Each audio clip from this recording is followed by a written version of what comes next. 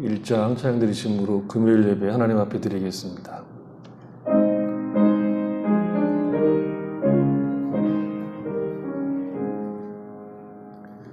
만복의 근원 하나님, 온 백성 찬송 드리고 저 천사여 찬송하세. 찬송 성부 성자 성령 아멘.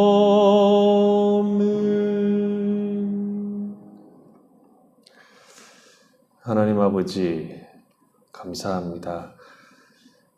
주께서 사랑하시는 백성들이 함께 모여서 주님을 찬양하고 경배하도록 우리를 한자리에 불러주셔서 감사합니다. 우리가 하나님 앞에 나와서 하나님 이름을 찬양하고 경배하오니 우리의 마음이 나뉘지 않고 하나님을 바라보고 하나님 우리에게 허락하신 은혜로 우리의 심령이 큰 기쁨을 누릴 수 있는 귀한 시간 되도록 복 내려 주시옵소서. 예수님의 이름으로 기도했습니다. 아멘. 90장 찬양드리겠습니다.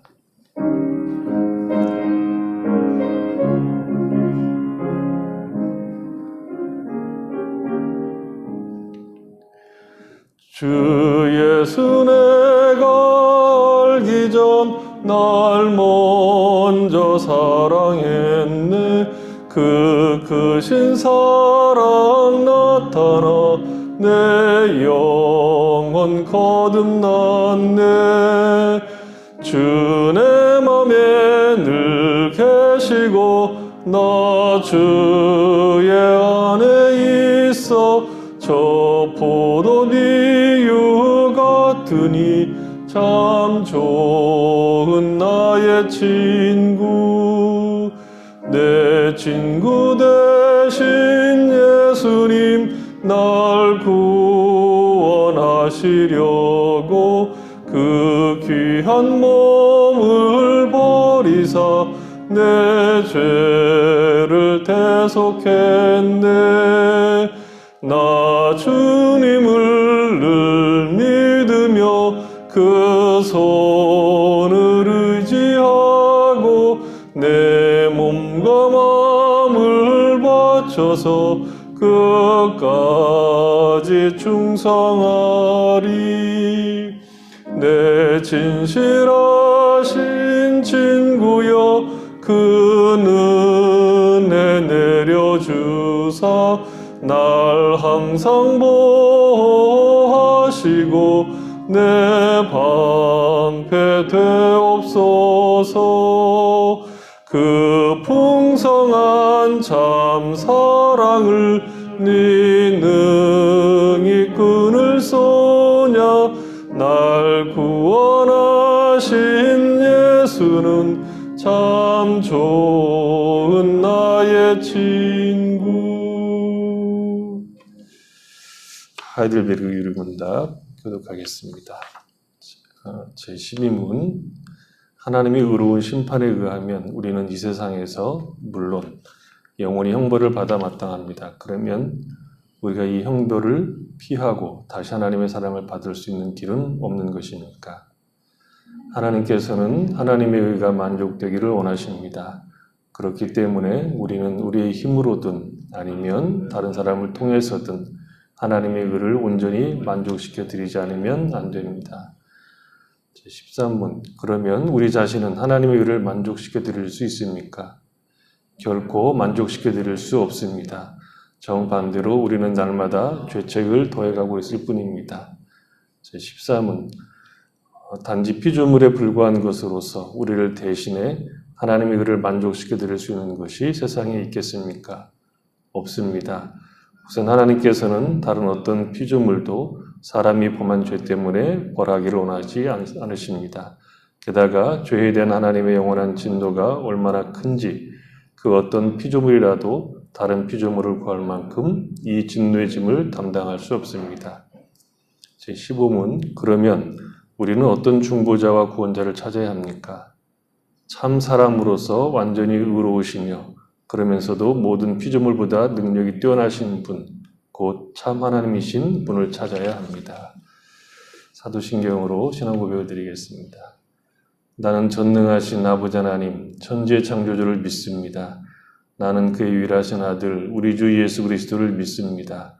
그는 성령으로 잉태되어 동정녀 마리에게서 나시고 본디오 빌라도에게 고난을 받아 십자가에 못 박혀 죽으시고 장사된 지 사흘 만에 죽은 자 가운데서 다시 살아나셨으며 하늘에 오르시어 전능하신 아버지 하나님 우편 앉아 계시다가 거기로부터 살아있는 자와 죽은 자를 심판하러 오십니다.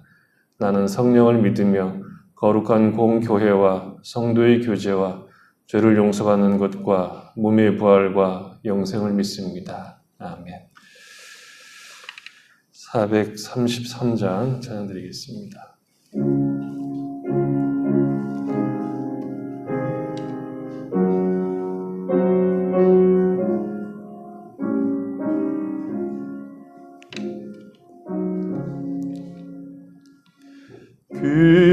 귀하신 주여 날 붙드사 주께로 날마다 더 가까이 저 하늘 나라 나 구주의 품 안에 늘 안기요 영생의 복 받기 원합니다. 공헌할 물건 나 없어도 날마다 주께로 더 가까이 내 죄를 주께 다 고하니 주님의 보혈로 날 씻으사 눈보다 더 희게 하옵소서.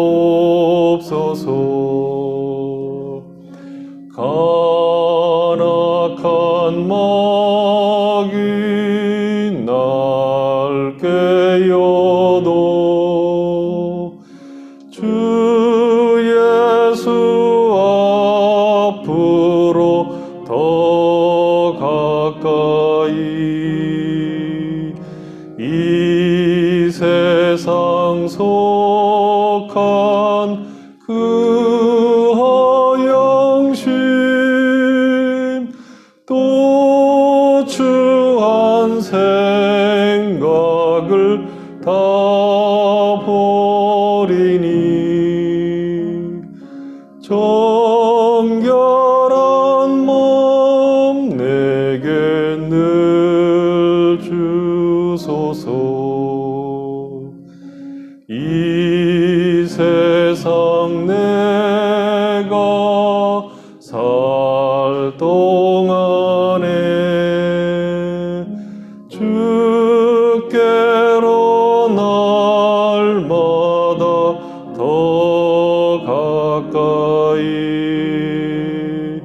저 배는 천국 나 들어가 한없는 복락을 다 얻도록 풍성한 은혜를 주옵소서.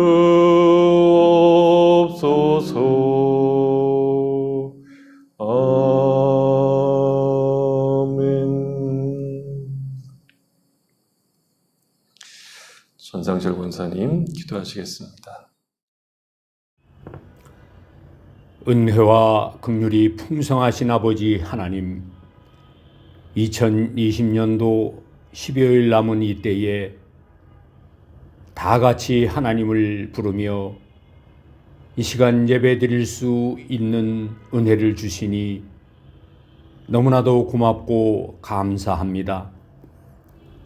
지난 1년을 돌아보니 코로나 바이러스 사태로 모든 것이 변하여 당황하며 또 이에 적응하기 위해 힘쓰다 보니 하나님께 가까이 가기보다는 세상의 염려와 걱정에 휩싸여서 살았던 것을 후회하며 회개합니다.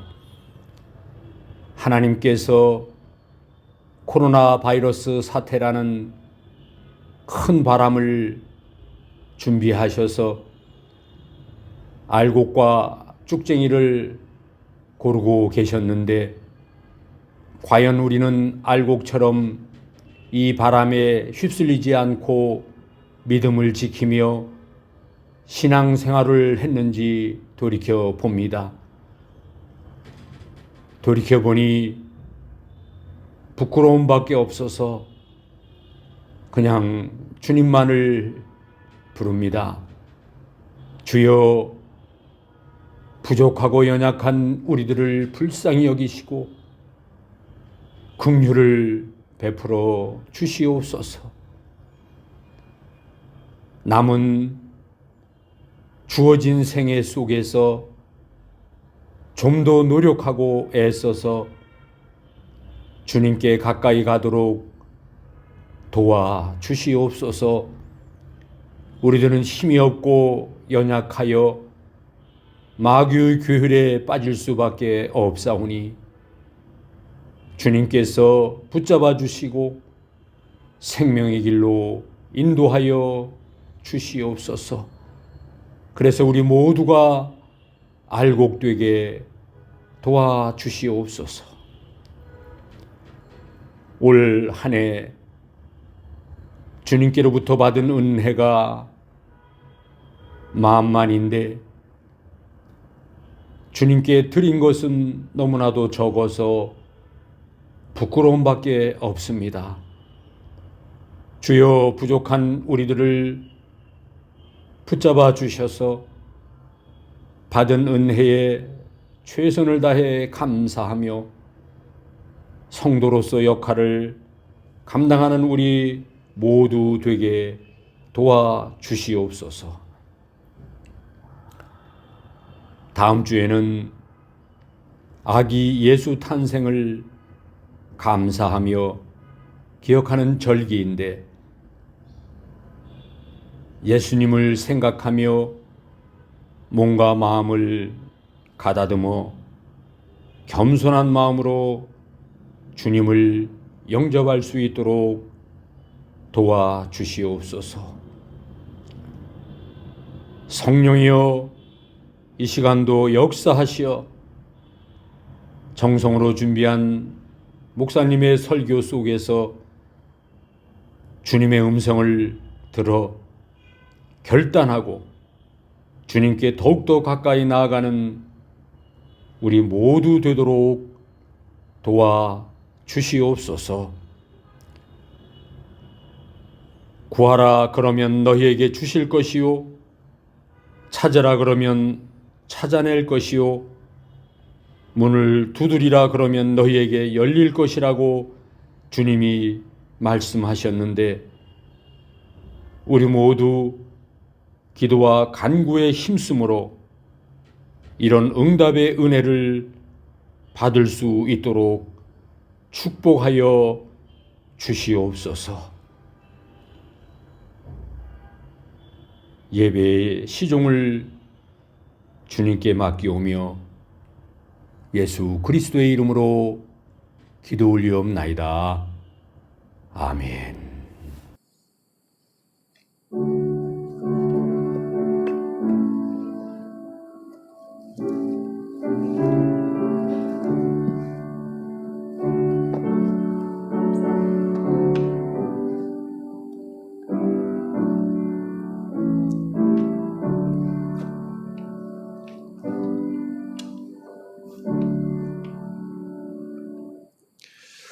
성경 말씀 보겠습니다. 에베소 4장입니다.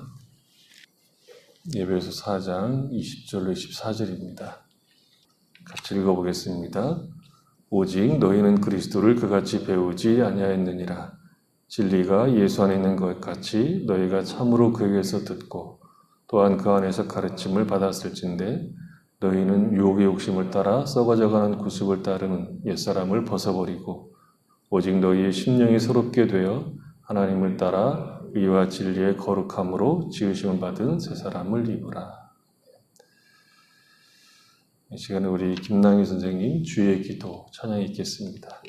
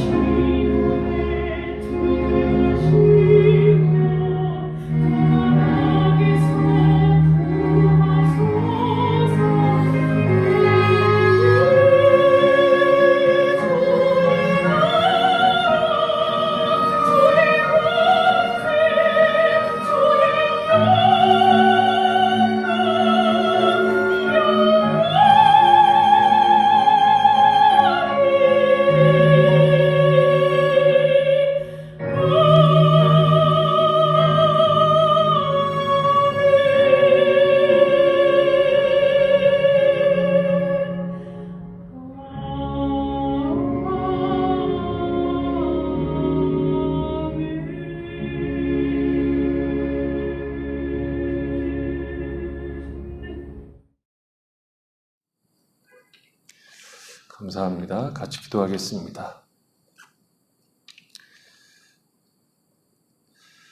하나님 아버지, 날마다 우리 가운데 함께 하셔서 어려운 시절을 살지만 그 은혜로 말미암아 힘을 얻어 살아갈 수 있도록 복을 주셔서 감사합니다. 우리의 소망을 이 땅에 두지 않고 하나님과 하나님께서 약속하신 것에 우리의 소망을 두고 이 땅을 살아갈 수 있도록 우리의 믿음을 더 견고하게 해주셔서 감사합니다. 참으로 어렵고 힘든 때를 살아가지만 그 가운데 우리를 찾아오셔서 말씀하시고 우리 가운데 은혜를 베푸심으로 말미암아 더욱 믿음으로 살도록 우리를 인도하시는 하나님 앞에 저희들이 나와서 예배를 드립니다. 우리 가운데 함께 하셔서 주를 찾고 경배하는 자들이 얼마나 복된 자들로 부르심을 입은가를 알게 하시고 이 예배 시간을 통해서 힘을 얻고 위로를 받고 또 우리의 믿음이 어떠해야 되는가를 생각하고 더욱 주께 우리 자신들을 드릴 수 있는 귀한 시간 되도록 복을 내려주시옵소서. 주의 부르심을 따라 저희들이 왔사오니 우리의 마음을 다하여 경배하고 그 말씀을 청종함으로 우리 영혼이 새롭게 되는 귀한 시간 되도록 복 내려 주시옵소서. 예수님 이름으로 기도했습니다. 아멘. 우리가 계속 생각하고 있는 주제는 새 사람에 관한 이야기입니다. 새 사람은 하나님을 따라 지으심을 받은 사람이다. 이렇게 정의할 수 있죠. 하나님을 따라 지으심을 받았다는 것은 다른 말로 할 때는 중생했다. 그런 뜻입니다. 중생이라고 하는 것은 하나님께서 우리 영혼에 생명을 부여하시는 하나님의 행위, 하나님의 일이라고 말할 수 있습니다. 하지만 사도 바울이 여기에서 강조하고 싶어하는 것은 중생 그 자체가 아니라 중생으로 말미암아 신자들에게 실제적으로 일어나야 하는 일들에 관심이 있습니다. 그래서 바울은 하나님을 따라 지으심을 받았다 이렇게 이야기를 하고 있는 것이죠. 중생이라고 하는 것이 우리 안에 하나님의 생명의 씨앗이 심겨지는 것입니다. 바울은 이 씨앗이 가진 특징이 구습을 따라 썩어져가는 것과는 반대로 의와 진리의 거룩함으로 지으심을 받았다라고 얘기하죠. 말하자면 신자라고 하는 것은 종교적인 형태를 따라서 얼마나 깊은 종교성을 가지고 있느냐, 혹은 얼마나 위대한 사람이냐, 얼마나 많은 일을 하느냐로 따지는 것이 아니라 하나님을 따라 의와 진리의 거룩하심으로 지으심을 받은 자라는 것입니다. 말하자면 예수를 믿는 내가 누구냐를 확인할 때 내가 무엇을 하고 있는가, 내가 얼마나 열심을 내고 있는 중인가를 가지고 자신을 이해하기 전에 나는 하나님을 따라 의와 진리의 거룩하심으로 지으심을 받은 자라는 사실을 이해하는 것이 매우 중요하다, 그런 뜻입니다. 그러니까 예수 믿는 내가 누구냐를 정의할 때 언제나 중요한 것은 내가 무엇을 하고 있느냐가 아니라 하나님께서 나에게 무슨 일을 했느냐를 명확하게 알고 그 사실 위에 굳게 서는 것이 신앙의 가장 중요한 기초라는 것입니다. 신자는 내가 하나님을 위해서 무엇을 하는 자이기 전에 하나님께서 나를 의와 진리의 거룩함으로 창조한 자라는 것을 인식하는 것이 신앙에 있어서 가장 중요한 기본이 됩니다. 그런 인식을 기초로 하나님을 따라 의와 진리의 거룩함으로 지으심을 받은 새 사람을 입으라 라고 요구하는 것입니다. 말하자면 신자는 자신이 거룩하다는 말을 이해하지 못하면 신자가 무엇인지 전혀 모르고 있다라고 얘기할 수 있습니다. 거룩함을 성경적으로 설명하자면 세상에 속하지 않고 하나님께 속한 것을 말합니다. 그것을 거룩이라고 얘기하죠. 그래서 죄에 속하지 않고 죄에 반대되는 쪽에 속한 것을 거룩이라고 얘기합니다. 그래서 거룩이란 한 개인이 얼마나 깨끗하냐의 문제가 아니라 하나님에게 속한 것, 하나님의 통치 아래 있는 것, 하나님의 쓰임을 받고 있는 것들을 우리가 이제 거룩이라고 얘기합니다. 세상에는 이제 신자들을 부끄럽게 할 정도로 깨끗해 보이시는 분들이 있지만 그런 사람들을 향해서 성경은 거룩하다 이렇게 말하지 않습니다. 거룩은 하나님께 속한 겁니다. 그래서 그 사람을 죄인이라고 할 때는 그가 윤리적으로 혹은 도덕적으로 문제가 있다. 이를테면 사기를 친다, 거짓말을 한다 하는 것이 아니라 하나님으로부터 분리가 되어 있고 하나님을 모르는 것을 죄라고 얘기합니다. 그래서 죄는 윤리성이나 도덕성보다 훨씬 더 근본적인 문제입니다. 하나님을 모르는 것, 하나님을 반대하는 것, 하나님께 영광을 돌리지 않는 것, 그것이 다 죄입니다. 그래서 하나님으로부터 아무 관계가 없는 자리로 잘려져 나가 있는 상태를 죄라고 얘기하죠.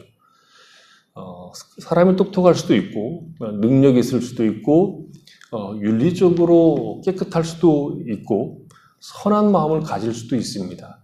그러나 하나님과의 관계에서 아무것도 걸리는 것, 하나님과 연결고리가 없다면 죄입니다. 죄란 하나님 없이 사는 모든 것을 말하는 겁니다. 그러면 거룩은 죄와 반대의 개념을 가지고 있으니까 우리의 전 존재와 전 인생에서 하나님과 관계된 것으로 전부 연결된 것을 거룩이라고 얘기하는 것입니다. 거룩을 그렇게 정의할 수 있다면 이제 우리가 이 문제를 생각해 볼 수 있습니다. 신앙이 좋다는 것은 무엇을 가지고 그러면 평가할 수 있겠느냐 하는 것이죠. 신앙이 좋다, 신앙이 나쁘다를 우리가 일반적으로 평가하는 방식은 기도를 얼마나 하는가, 헌금을 얼마나 잘 드리는가, 교회 출석을 잘하는가 하는 정도를 가지고 하죠. 그러나 남보다 좀 더 좋은 신앙을 가졌다, 어디 가서 내가 예수 믿는 사람으로서 명함을 낼 정도의 평판을 들을 수 있는 수준이라고 하면 새벽 기도는 빠지지 않고 나가고 성경을 남보다 훨씬 더 많이 읽고 연구하고 전도도 하고 그런 것들입니다. 그러니까 신자들끼리 신앙이 좋다는 평가를 하는 기준으로 이것 말고 우리가 다른 것을 알고 있는 것이 거의 없습니다. 물론 이런 내용들은 한 개인이 신앙으로 자라가는 일에 있어서 중요한 것들입니다. 그러나 예배, 헌금, 봉사, 새벽기도 이런 철야기도 이런 것들이 신앙을 평가하는 전부는 아닙니다. 물론 이것을 전혀 안 하는 사람들이 신앙이 좋은 사람이 거의 없습니다. 학교에 늘 출석하고 학교 공부에 충실하지 않은 사람이 성적이 좋을 리가 없는 것과 비슷하죠. 옛날 예비고사를 볼 때, 저희 때 예비고사를 볼 때, 지금은 수능이죠. 볼 때 꼭 전국 1등한 수석을 차지한 친구들이 인터뷰를 합니다. TV에 나오죠. 9시 뉴스에 나오는데 천편일률적으로 얘기합니다. 잠은 충분히 잤다는 거죠. 하루 6시간씩 충분히 자고 과외는 해본 적이 없고 학교 수업을 충실히 따랐고 그것을 집에 와서 복습을 했다. 이렇게 이야기합니다. 그도 1등 했다는 거죠.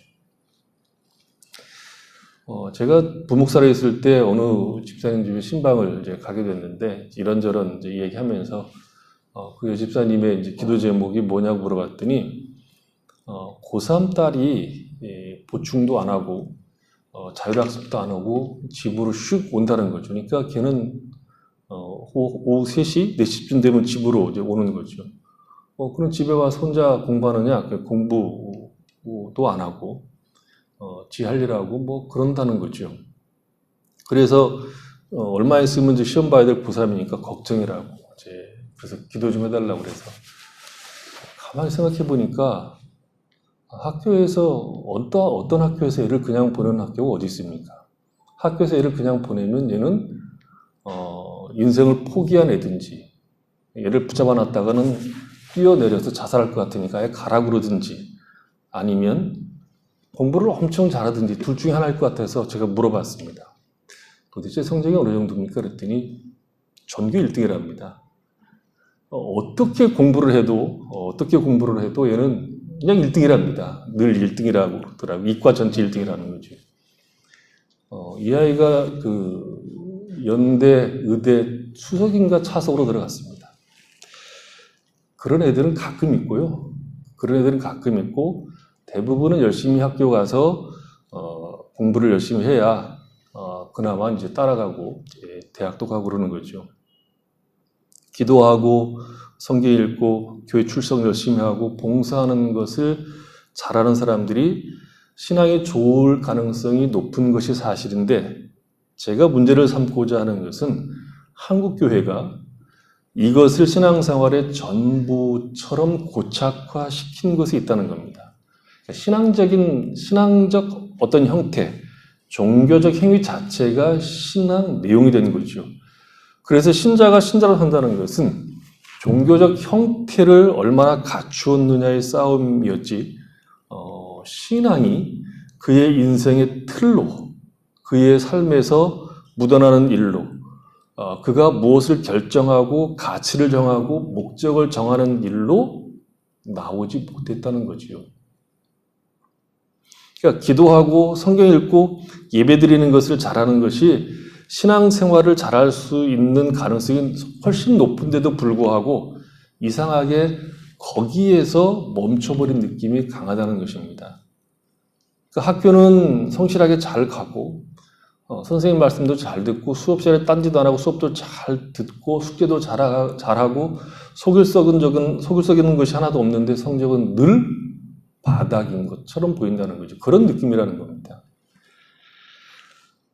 우리는 이런 것에서 더 진전된 신앙이 무엇인지를 잘 모르기 때문에 신앙생활을 잘 보면 교회에 가능한 많이 자주 모이는 것으로 신앙들이 자리를 잡혀 있죠.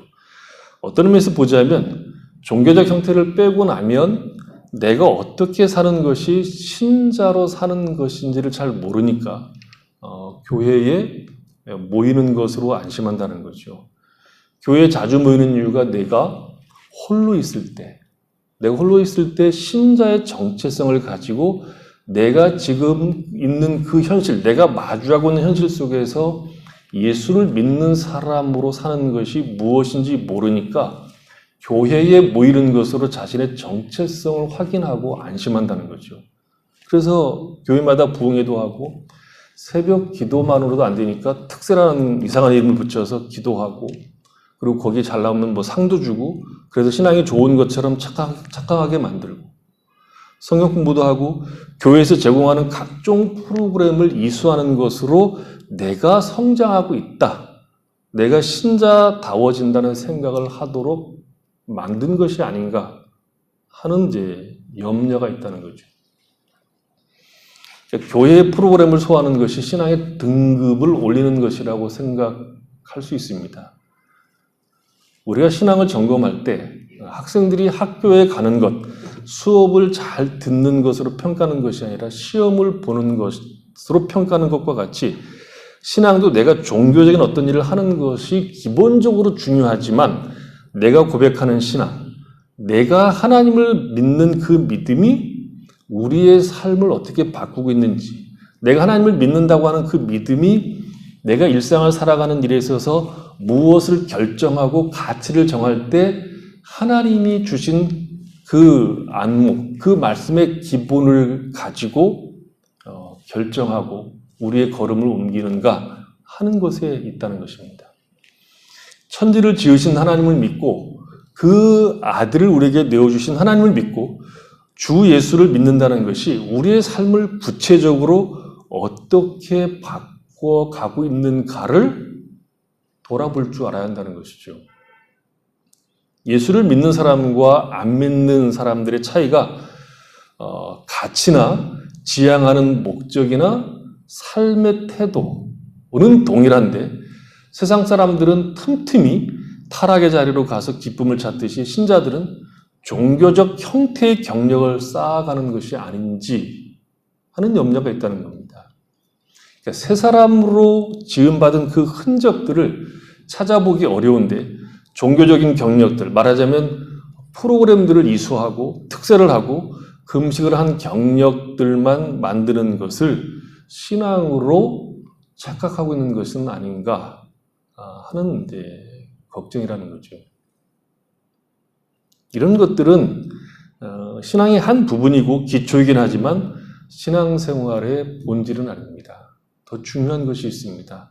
24절을 보면 의와 진리의 거룩함으로 지으심을 받은 새 사람을 입으라 이렇게 되어 있죠. 앞에 뭐라고 되어 있습니까? 하나님을 따라 이렇게 되어 있습니다. 하나님에 의하여 의와 진리의 거룩함으로가 아닙니다.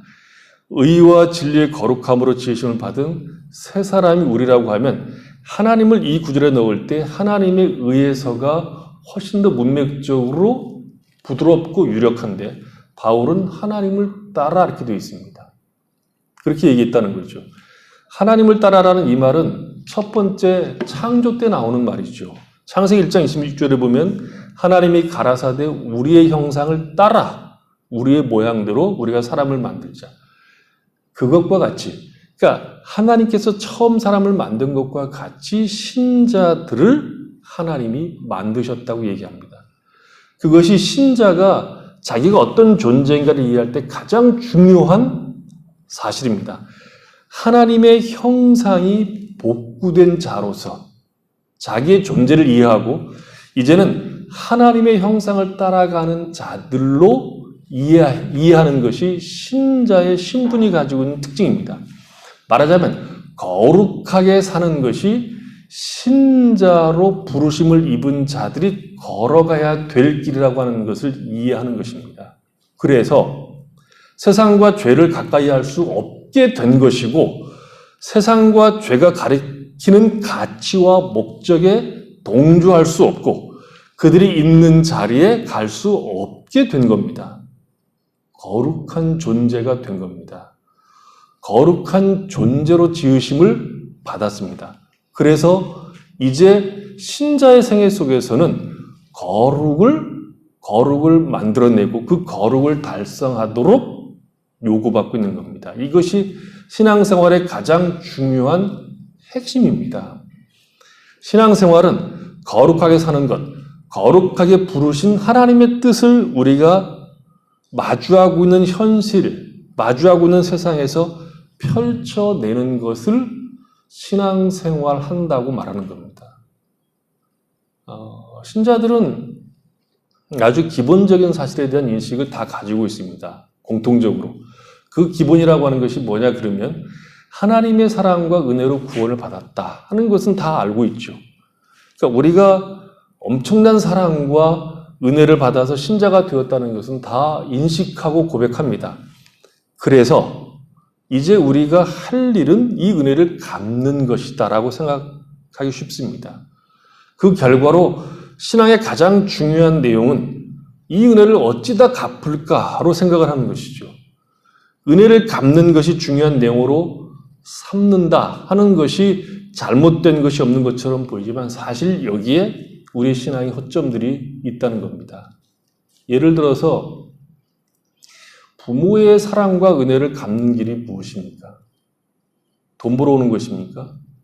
우리 부모가 맨날 돈 하고 그러니까 돈에 허덕이니까 내가 나가서 돈 벌어와야 되겠다. 공부 때려치우고 가서 돈 벌어오는 겁니까? 그건 아니죠. 부모들이 자녀들을 가르치는 일에 온 힘을 기울이는 이유는 열심히 공부해서 훌륭한 사람이 되라고 그 일을 하는 겁니다. 그 자식이 훌륭해져서 뭐 돈도 잘 벌고 효도까지 하면 그건 덤이라서 좋은 것이고 세상에 나가서 자기 일을 잘하고 남에게 손가락질을 받지 않고 오히려 도움을 주며 사람으로서 사람답게 정당한 길을 걷는 자로 서는 것입니다. 그게 얼마나 힘든 것인가를 우리가 인생을 살아오면서 느끼지 않습니까? 거기에 돈을 벌고 효도까지 하면 덜 없겠지만 가장 중요한 것은 사람다운 사람, 자기 역할을 잘 감당하는 사람, 누구에게나 사랑을 받고 또 다른 사람들을 사랑할 줄 아는 사람이 되는 것. 그것을 위해서 우리가 뼈 빠지게 돈을 벌어서 공부시키는 거 아닙니까? 사람 노릇을 하라고 살아가면서. 우리가 하나님의 은혜를 갚는다고 얘기할 때는 몸으로 헌신하고 봉사하고 교회 일에 열심을 내는 것이 포함되어 있지만 그 섬김들이 포함되어 있지만 가장 중요한 것은 하나님의 사람다워지는 겁니다.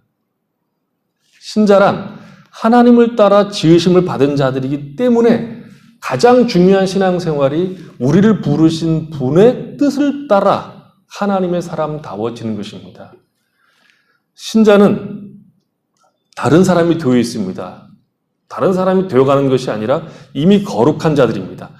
세상 사람들이 너무나 자연스럽게 죄와 타락과 자기 만족을 찾아 부패와 더러움을 향하여 가듯이 우리는 신자들은 세월이 흘러갈수록 하나님의 사람으로 하나님의 마음을 닮아가는 사람들로 하나님의 형상대로 지으심을 받은 모습들이 나타나야 되는 겁니다. 그 신자는 세월이 흘러갈수록 하나님이 너무 좋아야 되고 하나님을 더 깊이 사랑하고 하나님을 따라서 살아가는 것만큼 복이 없다는 것이 고백되어야 합니다. 아브라함의 생애에서 가장 놀라운 것 중에 하나가 아브라함이 자기 부인 사라의 무덤을 사는 장면에서 나옵니다.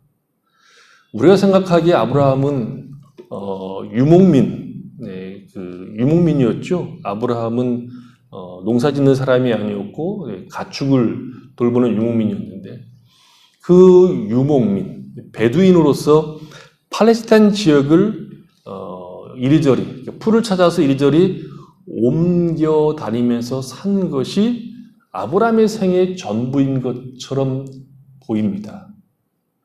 그런데 사라의 무덤을 사는 장면에서 햇사람들이죠. 이방인들이죠. 이방인들은 아브라함을 보고 그에게는 자신들과 다른 무엇이 있었음을 알고 있었고 그것을 이해합니다. 요즘 말로 보면 아브라함은 아우라가 있었다는 것이죠. 그 삶 속에. 창세기 23장에 이렇게 나오는데 제가 읽어드릴 테니까 자 한번 들어보십시오. 사라는 100년하고도 27배를 더 살았다. 이것이 그가 누린 횟수이다. 그는 가나안 땅 기랏 야르바 곧 헤브론에서 눈을 감았다. 아브라함이 가서 사라를 생각하면서 고글하며 울었다. 아브라함은 죽은 아내 옆에서 물러나와서 햇사람에게 가서 말했다. 나는 여러분 가운데서 나그네로 떠돌이로 살고 있습니다. 죽은 나의 아내를 묻으려고 하는데 무덤으로 쓸 땅을 여러분들에게서 좀 살 수 있게 해주시기를 바랍니다. 해족속 사람들이 아브라함에게 대답하였다. 어른께서는 우리가 하는 말을 들어보시기 바랍니다. 어른은 하나님이 우리 가운데 세우신 지도자이십니다. 우리의 묘지에서 가장 좋은 곳을 골라서 고인을 모시기 바랍니다. 어른께서 고인의 묘지로 쓰시겠다고 하면 우리 가운데 그것이 자기의 묘자리라고 해서 거절할 사람은 없습니다. 아브라함은 일생 한 일이 약속을 따라서 가나안 땅에 왔고 그 가나안 땅에서 목축을 하면서 그 땅을 이리저리 옮겨 다니면서 산 것 외에는 없습니다. 무슨 훌륭한 일을 한 것이 없습니다. 아브라함의 업적이 어떤 특별한 업적이 성경에 기록되어 있지 않습니다. 가축을 몰고 다니면서 자신의 가족과 수많은 종들, 어떤 학자들은 아브라함의 전체 가족 수, 그러니까 종까지 포함하면 2,000명까지 될 수도 있겠다 이렇게 보는 사람들도 있습니다. 어쨌든 수많은 종들과 함께 같이 산 것은 사실입니다. 그런 이제 무리의 가장이었죠. 근데 햇사람들이 아브라함에게 뭐라고 얘기합니까? 어르신은 하나님이 우리 가운데 세우신 지도자이십니다. 이렇게 얘기합니다. 근데 아브라함 앞에서 뭐라고 했습니까? 나는 너희들 가운데 나그네로 외국인으로 있었다고 얘기합니다.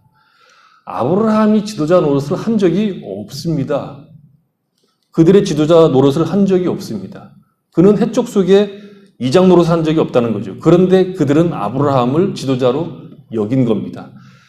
제 방식대로 이해하면 아브라함은 이방인들 가운데서 삶의 사표와 같은 인물, 자기들과 다른 어떤 구별된, 근데 그것이 사람으로서 매우 훌륭한 삶의 모습으로 그들에게 비춰졌다는 것이죠. 신앙생활이란 그냥 사는 것인데 세월이 흘러가면 우리 자신에게서 자꾸 거룩함들이 나와야 하고 그것의 지배를 받아야 합니다. 그래서 이방인 중에 살았던 아브라함과 같은 자리에 가는 것이죠. 우리가 교회에 모여서 예배를 드리고 여러 가지 봉사일을 하고 또 어떤 계획들을 세워서 일을 하는 이유는 우리가 잘하기 위한 것들입니다. 그것 자체, 그 일 자체를 해치우기 위해서 존재하는 것이 아니라 그 일을 통해서 우리가 커가기 위한 봉사이고 일들입니다. 이것을 잊어버리면 교회에서 봉사를 많이 하는 사람들이 목소리가 커집니다. 교회에서 돈을 쓰고 희생을 해서 여러 일들을 하는 이유는 우리가 거기에서 신자로 사는 법을 배우고 자라가기 위한 것입니다. 이런 생각들이 없으면 신앙이 종교가 되는 겁니다. 본질이 무엇인지를 놓치는 바람에 일만 있고 돈 가지고 하는 사업들을 가지고 교회가 평가되는 이상한 일이 벌어지는 겁니다. 그래서 우리는 무슨 교회가 무슨 일을 한다, 어떤 일을 한다는 것들은 회자되고 있지만 그 교회 사람들이 거룩한 모습으로 살아가는 내용들은 들을 수가 없습니다. 바뀌었다는 거죠. 예수를 믿는다는 것은 내가 변화될 것을 하나님 앞에 약속하고 기대하고 소망하는 것으로 출발해야 하는 것입니다. 내 삶 전체가 하나님의 자녀라는 이름에 부끄럽지 않고 하나님께서 그의 자녀들에게 허락한 모든 계획, 곧 하나님의 자녀로서의 의와 진리의 거룩함으로 자라가는 일을 나 스스로가 그것을 목적 삼고 이루어지기를 기대하며 책임지기로 하는 방향에서만 우리는 정당한 신앙의 길을 걷고 있다고 말할 수 있습니다. 이것이 없으면 신자라는 이름은 사기일 수밖에 없습니다. 사기가 아니라면 게으름이든지 아니면 신자가 어떤 존재인지를 모르는 겁니다. 24절 다시 보겠습니다. 의와 진리의 거룩함이라고 되어 있습니다. 이를 위해서 우리가 무엇이 중요한가를 이제 바울이 얘기하는 건데 여기서 중요한 단어는 진리라는 단어입니다. 세번역 성경을 보면 참 의로움, 참 거룩함 이렇게 되어 있습니다. 그러니까 진리의 의로움과 거룩함입니다. 그러니까 진리가 우리를 의롭게 하고 우리를 거룩하게 하는 겁니다. 그래서 진리가 가장 중요한 단어입니다. 진리란 단 하나입니다. 무엇이 진리죠? 하나님이 진리입니다. 예수께서 내가 곧 그 길이요 그 진리라고 하시면서 주님이 최종적으로 가리킨 것은 나로 말미암지 않고는 아버지께로 갈 수가 없다. 이렇게 얘기했습니다. 그래서 진리는 예수이기도 하고 예수께서 가리키는 하나님이기도 합니다. 진리란 결국 하나님입니다. 기독교가 다른 모든 종교와 다른 것이 무엇이냐고 얘기할 때 하나님이란 존재 때문에 다른 겁니다. 내용은 그러니까 각 종교가 가지고 있는 내용은 그 다음 문제고 중요한 근본은 하나님이 계시고 하나님이 세상을 지으셨고 통치하고 계시며 우리를 그 사랑과 긍휼의 목적물로 삼고 계시며 이 역사의 주인공을 인간으로 삼아 우리로 삼아 당신의 뜻을 나타내신다는 겁니다. 역사를 주관하신 하나님의 뜻과 목적은 그의 백성들에게 초점을 맞추고 있다는 것이죠. 그래서 기독교 신앙은 하나님을 아는 싸움입니다. 하나님이 누군가를 아는 것이고 그의 뜻과 목적을 아는 싸움입니다. 기독교가 어떤 내용을 담고 있는가는 1차적으로 중요한 것이 아닙니다. 내용을 가지고 싸워도 다른 종교와 비교해서 훨씬 더 우월하겠지만 내용을 비교해서 우리가 더 낫다고 자랑하는 것이 아니라 기독교는 하나님을 아는 겁니다. 하나님이 기독교입니다. 하나님을 아는 것이 최고의 싸움입니다. 거룩함이란 믿음이거나 그 대상에 관한 것이지 자신의 열심에 관한 것이 아닙니다. 거룩이란 내가 도를 닦아 어떤 경지에 이르는 싸움이 아니라 하나님이 거룩하시고 거룩하신 하나님이 우리를 당신의 형상을 따라 지으셨기 때문에 신자인 나는 필연적으로 그 길을 걸어갈 수밖에 없다고 고백하는 겁니다. 믿음이란 믿습니다. 그렇게 될 줄로 믿습니다 하는 싸움이 아니라 내가 믿는다고 고백하는 그 대상을 믿는 것이고 그 대상을 아는 것이고 그 대상이 가지고 있는 목적과 계획을 순종하는 겁니다. 그래서 믿는다고 말하는 내가 얼마나 그것에 대해서 절실한가, 간절한가가 아닙니다. 믿음이란 하나님에 대한 지식입니다. 하나님을 아는 것입니다. 이것을 잘 모르기 때문에 신앙생활이 종교적으로 가는 것이죠.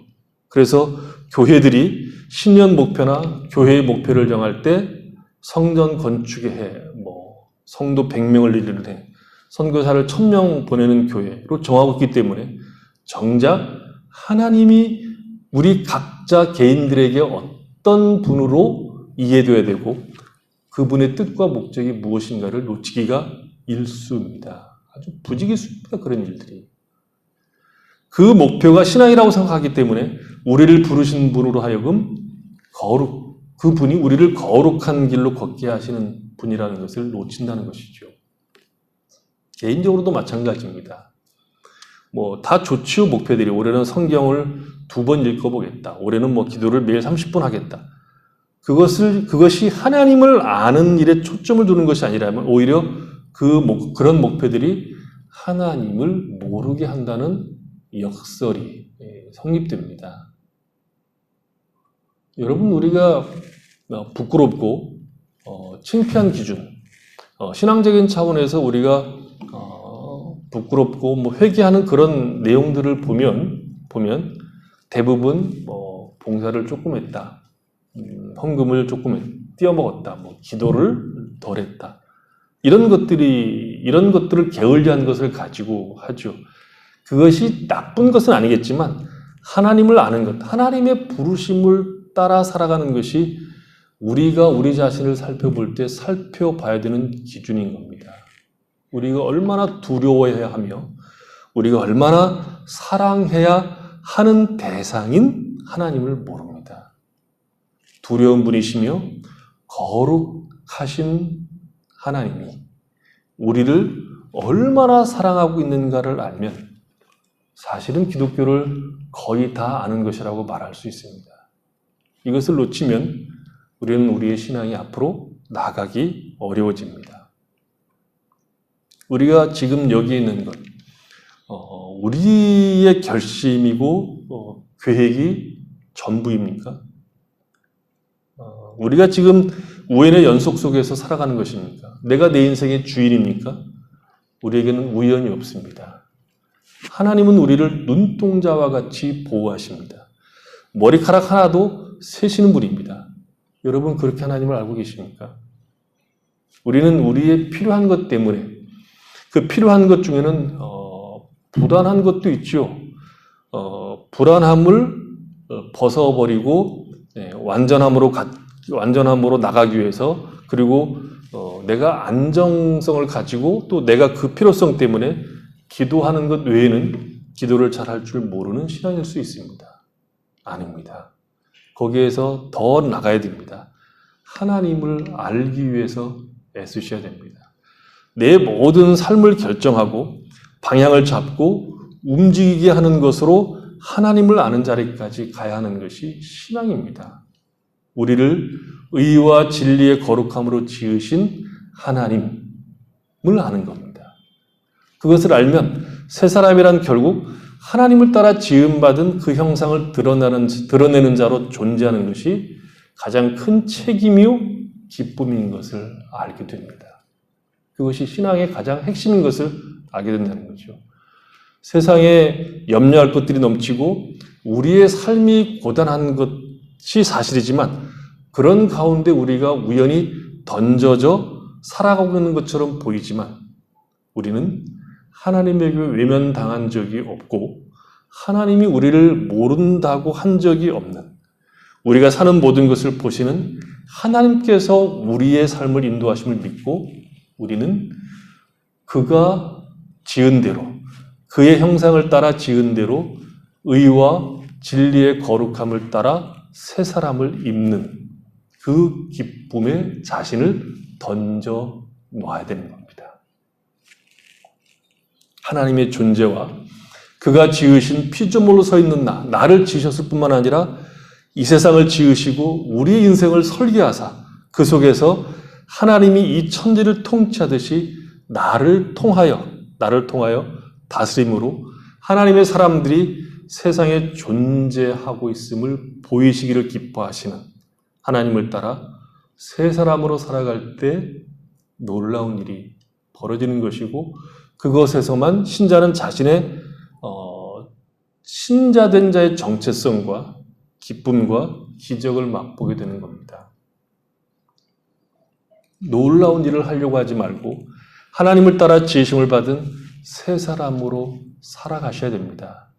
아브라함이 베두인으로, 유목민으로 살았지만 결국 하나님의 사람인 것을 모든 사람이 알았던 기적이 우리에게 요구되는 책임이고 우리에게 허락된 기쁨인 겁니다.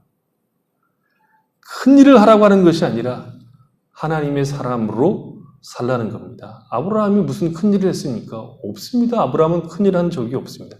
그냥 살았습니다. 내가 너희들의 하나님이 아니냐? 내가 너희를 지은 자가 아니냐? 무엇이 염려이고 무엇이 근심이고 걱정이냐? 내가 너희를 지은 대로 의와 거룩으로 길을 삼고 가라.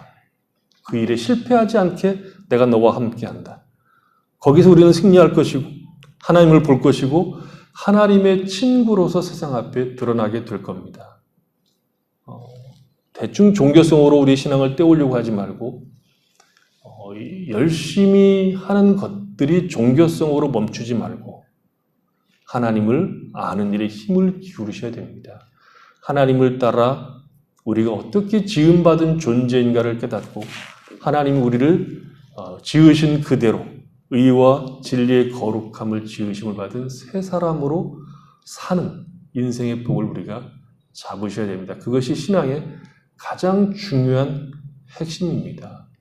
다른 것들은 그것을 만들어내기 위한, 그 길로 가기 위한 어떤 부차적인 것들이지 가장 중요한 것은 우리가 무엇을 하든 어떤 것을 하든 어떤 일을 하든 우리가 하나님을 따라 지으심을 받은 그 새 사람의 모습이 나타나야 된다는 것이죠. 그것이 우리에게 허락된 복입니다. 그리고 우리가 걸어가야 될 신자의 책임이고 기쁨의 자리이고 영광의 길이라는 것을 확인하시고 우리의 신앙이 어디로 가고 있는지 무엇을 잡고 있는지 확인하고 하나님이 부르신 하나님이 우리를 지으신 그 자리로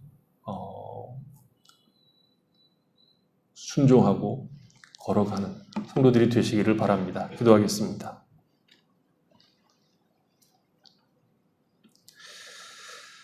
하나님 우리 아버지, 하나님은 우리를 하나님의 형상을 따라 하나님을 따라 우리를 지으셨습니다. 의와 진리의 거룩한 새 사람으로 우리를 지으셨습니다. 그래서 우리의 삶은 하나님이 우리를 지으신 그 길을 걷는 것입니다. 의의 길 그리고 진리를 따라 거룩한 길을 가는 것이 하나님이 우리를 지으신 그리고 우리가 가야 될 마땅한 길입니다. 그리고 그 길은 우리에게 가장 복된 길이고 영광된 길입니다. 하나님 우리 아버지, 우리가 이 길을 걸어갈 수 있도록 날마다 하나님을 알게 하여 주시옵소서. 하나님이 어떤 큰 사랑과 은혜로 우리를 붙들어서 이 길을 걷게 하시는가를 깨닫고 기쁨과 감사로 하나님이 우리를 지으신 그 길을 따라서 마음껏 기쁨으로 걸어갈 수 있도록 은혜를 베풀어 주시옵소서. 그래서 거기에서 하나님 우리에게 허락된 복이 얼마나 큰지, 인생이 얼마나 큰 능력과 은혜 속에 있는지를 고백하고 맛보며 살아갈 수 있도록 은혜 베풀어 주시옵소서. 예수님의 이름으로 기도했습니다. 아멘. 이 시간에는 우리 하늘소리 찬양대에 찬양 있겠습니다.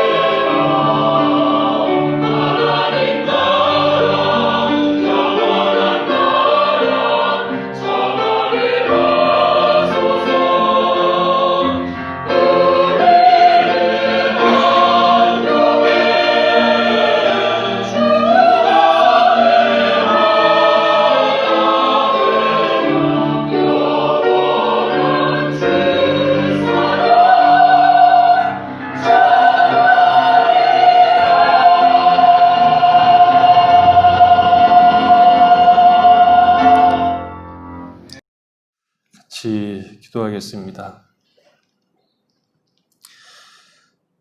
하나님 우리 아버지, 우리가 날마다 주의 은혜를 입은 자로서 살아가도록 복을 내려 주시옵소서. 하나님이 우리를 어떻게 지으셨는가를 깨닫고 우리를 지으신 하나님을 알고 그 하나님의 계획과 뜻과 목적에 우리 자신들을 기꺼이 드리며 살아갈 수 있도록 은혜를 베풀어 주시옵소서.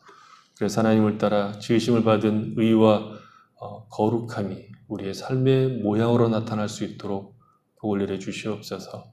세월이 흘러가면 흘러갈수록 세상은 죄로 가지만 우리는 점점 더 하나님을 가까이 하는 놀라운 복을 누리며 살아갈 수 있도록 은혜 베풀어 주시옵소서. 이 귀한 시간에 저희들이 주님 앞에 함께 모여 예배드리고 귀한 예물을 드리도록 복을 주셔서 감사합니다. 드린 손길들 복받게 하시고 주님께서 허락하시는 것들을 인하여 삶을 살아가며 이웃들을 돌아보며 하나님을 기쁨으로 섬기며 살아갈 수 있는 풍성한 삶이 되도록 은혜를 베풀어 주시옵소서. 하나님 우리 아버지, 연약한 성도들, 기도하는 성도들, 하나님의 도우심을 구하는 성도들, 은혜를 사모하는 성도들, 이 모양 저 모양으로 하나님 앞에 나가서 하나님의 은혜를 사모하는 모든 성도들이 각자 필요한 것을 따라 하나님으로부터 받게 하시고 하나님의 힘을, 하나님의 능력을 힘입어 살아갈 수 있도록 복을 내려 주시옵소서. 몸이 연약한 자들을 강건케 해주시고 흩어져 있는 자녀들을 주께서 붙드셔서 어느 곳에 있든 하나님께서 저들 가운데 함께 하심으로 힘을 얻어 주의 사람들로 살아갈 수 있도록 복을 내려 주시옵소서. 예수님의 이름으로 기도했습니다. 아멘.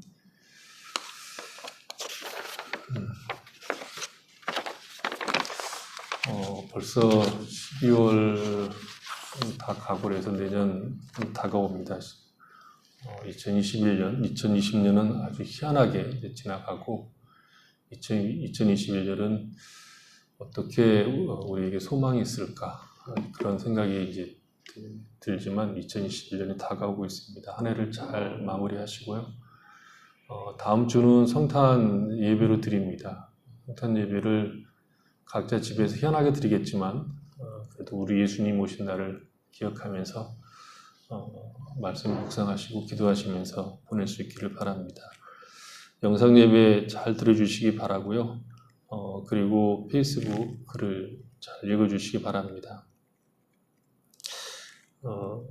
헌금은 화요일날 예배 드릴 때 오시거나 아니면 영상 녹화할 때 오시거나 박명은 집사님이나 저에게 주시면 되겠습니다. 2021년에는 우리가 잘 준비를 해서 부족하지만 잘 준비를 해서 어떻게 한 걸음씩 더 이렇게 나가서 대면 예배를 드릴 수 있으면 좋겠다는 생각이 듭니다. 어떻게 될지는 모르겠어요. 어떤 방법이 좋을지는 아직 잘 모르겠고 지금 저희 교회 형편으로서는 쉽게 그렇게 하자 이렇게 말하기 어렵습니다. 왜냐하면 여러 가지 문제가 있는데 성도들이 오는 건 문제가 없겠죠. 오는 건 문제가 없는데 대면 예배를 드려도 이 영상을 송출해야 되는데 이 영상 송출 문제가 그렇게 간단한 것 같지가 않습니다. 요셉하고 얘기 들어보니까 단순한 문제가 아닌 것 같아서 우리가 서울에 살고 있지 않고 다카에 살고 있다는 것을 확인했습니다. 한국에 있으면 별 문제가 없을 텐데 그래서 좀 이제 얘기를 해보고 그래도 우리가 이제 한 걸음 한 걸음 준비를 해서 좀 바꿔가야 되지 않느냐 하는 생각이 이제 들어집니다. 위에서 여러분 많이 기도해 주시기 바랍니다. 한윤의 부르짖기는 아마 이번 주까지인 것 같은데 여러분 같이 도움의 손길을 줄 수 있으면 좋겠습니다. 5장 찬양드리겠습니다.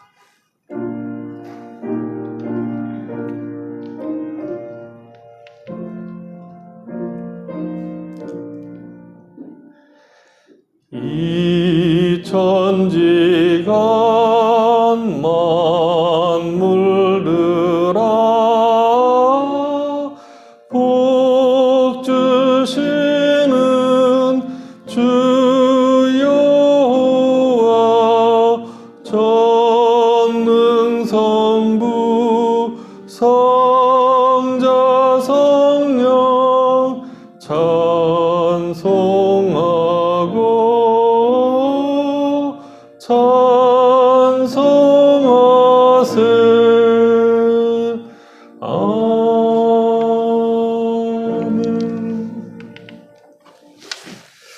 예수 그리스도 은혜와 하나님 아버지 사랑하심과 성령의 교통하심이 하나님께서 우리를 지으신 새 사람, 의와 진리의 거룩함으로 지으신 그 새 사람을 따라서 우리가 하나님의 사람들로 매일매일 바뀌어가며 우리의 삶의 모습들이 우리를 지으신 하나님의 형상을 드러내므로 하나님의 큰 복, 그리고 하나님께서 허락하시는 그 영광을 맛보며 살아가길 원하는 죄사하는 모든 백성들과 그 가정과 삶의 터전위에와 출타하는 성도들과 홀로 떨어져 있는 살아가는 자들 머리 위에와 이 땅에서 구원을 기다리고 있는 수많은 영혼들과 저들을 위해서 수고하고 있는 주의 모든 종들 머리 위에 지금부터 영원토록 함께 계실지어다. 아멘.